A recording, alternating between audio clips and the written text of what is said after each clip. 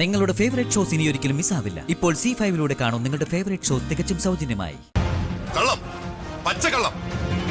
എന്റെ മുഖത്ത് നോക്കി നുണ പറയാൻ ആ കുട്ടിക്ക് എങ്ങനെ ധൈര്യം വന്നത്? ശേഖര, ചേട്ടാ പോലീസിനെ വിളിക്ക്. ആ കുട്ടി പറഞ്ഞത് നുണയാണ്.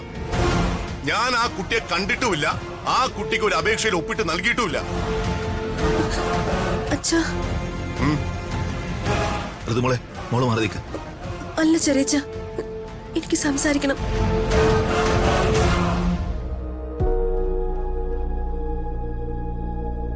ആ കുട്ടി കൊണ്ടുവന്ന അപേക്ഷ ഫോമിൽ അച്ഛന്റെ ഒപ്പിട്ട് കൊടുത്തത് ഞാന്.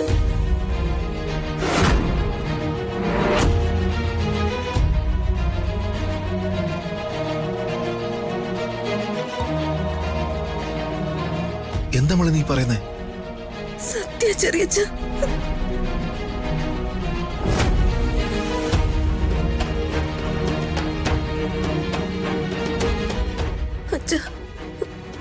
അച്ഛൻ എന്നോട് ക്ഷമിക്കണം. ആ കുട്ടി വളരെ അത്യാവശ്യമായിട്ട് അച്ഛന്റെ ഒപ്പ് വേണമെന്ന് പറഞ്ഞപ്പോ അച്ഛൻ ഈ വീട്ടിൽ ഇല്ലാത്തതുകൊണ്ട്, എനിക്ക് വേറെ വഴിയില്ലാത്തതുകൊണ്ട് എനിക്ക് അച്ഛന്റെ ഒപ്പിട്ട് നൽകേണ്ടി വന്നു.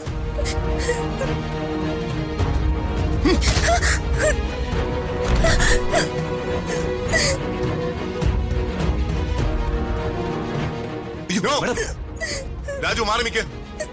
മാറി നിൽക്കാൻ.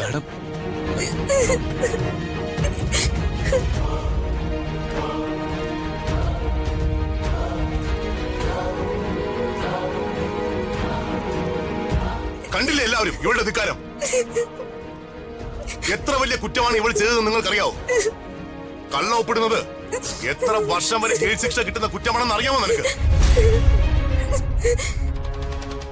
ഇവിടെ നിർത്തേണ്ട സ്ഥാനത്ത് ഞാൻ നിർത്തുമ്പോ നിങ്ങളെല്ലാവരും ആവശ്യമില്ലാതെ ഇവളെ ലാളിച്ചിങ്ങനെ വഷളാക്കുന്നത്.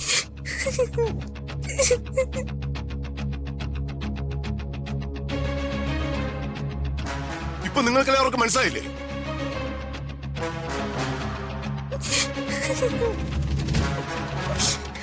ഞാനില്ലാത്തപ്പോ എന്റെ മുറിയിൽ കയറി എന്റെ ഒപ്പിടാൻ നിനക്ക് എങ്ങനെ ധൈര്യം വന്നു?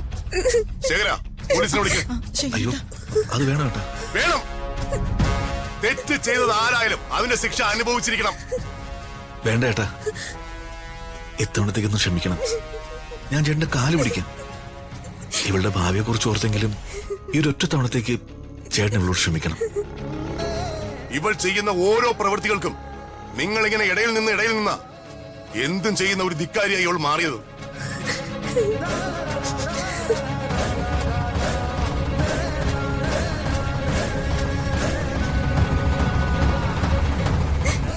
എന്റെ മുന്നിൽ നിന്നും വിളിച്ചോണ്ട് പോയവിടെ.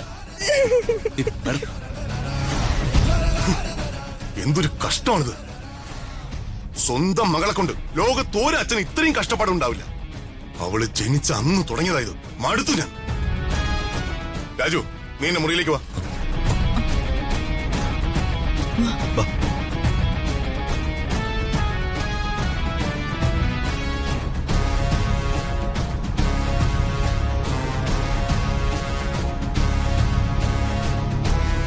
ഡൗൺലോഡ് ചെയ്യൂ C5 ആപ്പ്. കാണൂ എല്ലാ എപ്പിസോഡുകളും സൗജന്യമായി.